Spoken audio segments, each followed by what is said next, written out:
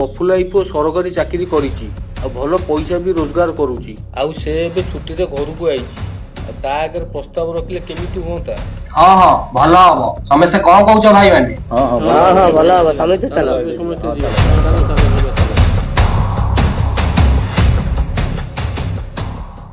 ସୁଧାଂଶୁ ବହୁତ ଦିନ ପରେ ଚାକିରିରୁ ଗାଁକୁ ଆସିଥିଲା।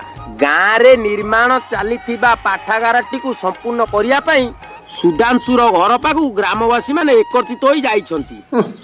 କୁଆଡେ ଗଲା ଖାଲି କହୁଛି କଣ ଆସୁଛି କହୁଛି ଚିଠି ଲାଗିଲେ ଚାଲ ଯିବା ପଳେଇବା। ଓହୋ ମତେ ଭାରି ବିରକ୍ତ ଲାଗିଲାଣି। ଅଧା ହେଇଗଲା ଆସିଲୁଣି। ଆସୁଛି କେତେବେଳେ ଆସୁଛି। ଠିକ ନାହିଁ ଚାଲ ଯିବା ଚାଲ।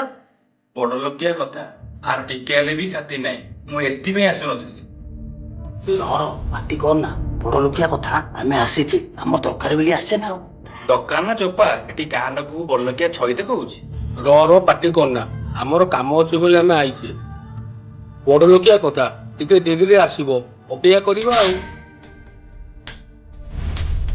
ବାବୁ କହିଲେ 2 ଜଣ ଭିତରକୁ ଆସ, ଆଉ ସମସ୍ତେ ଏଠି ଅପେକ୍ଷା କରିଥାଅ। ମୋର ଯିବା ନାହିଁ, ତମେ ଯଦି ଯାଉଛ ଯଦି ଯାଅ। ତମେ ମାନେ ଏଠି ଥାଅ ହେଲା, ଆମେ 2 ଜଣ ଆସୁଛୁ।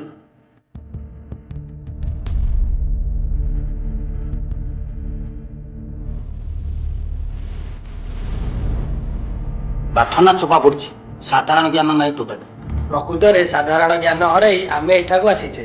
ତୋର ଶଳା ଏମିତିଆ କଥାବାର୍ତ୍ତା, ମୁଁ ଠିଆ ହେଇ ଗୋଡ ବିନ୍ଧିଲେ। ହଉ ହଉ ସେମାନେ କେତେବେଳେ ଆସୁଛନ୍ତି ଆସନ୍ତୁ।